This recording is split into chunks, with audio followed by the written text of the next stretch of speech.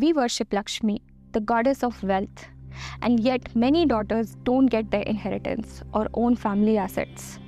We worship Saraswati, the goddess of speech and knowledge, and yet women have to soften their clarity so that they're not labeled as arrogant. We worship Durga, the goddess of protection, and women still fear for their safety and can't move around freely. We worship Kali, the one who cuts all illusions, and yet women's anger is still labeled as hormonal, rather than seeing it as a signal that something is wrong.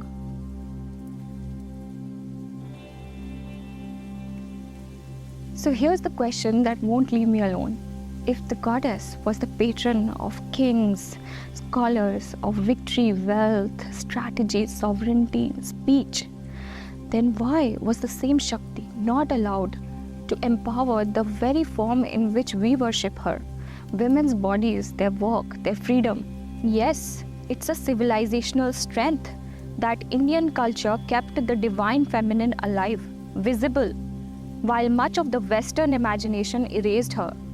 Being able to say the ultimate is also she breaks the lie that power is naturally male. But even a culture with wild divine feminine symbols can still run a restrictive gender regime, because that regime is doing material work, controlling inheritance, extracting unpaid labor, policing sexuality, and stabilizing caste and lineage.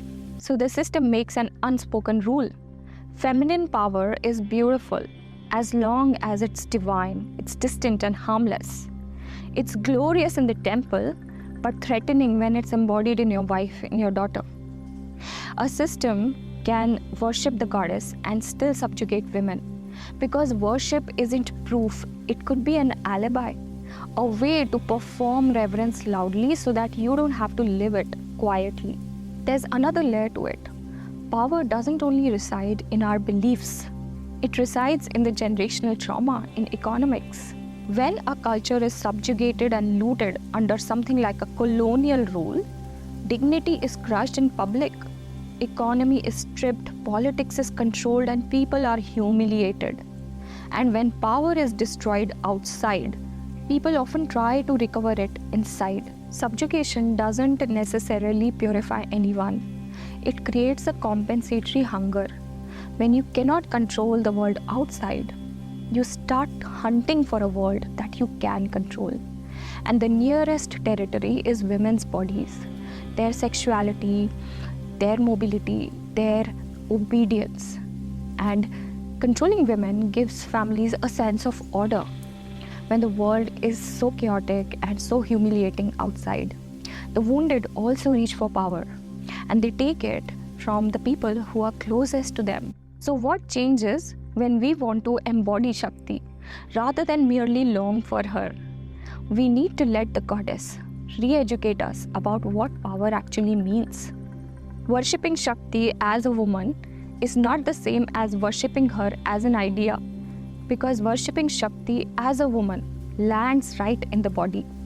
If I worship Lakshmi, why would I refuse my own prosperity? If I worship Saraswati, why would I dilute my voice to be liked?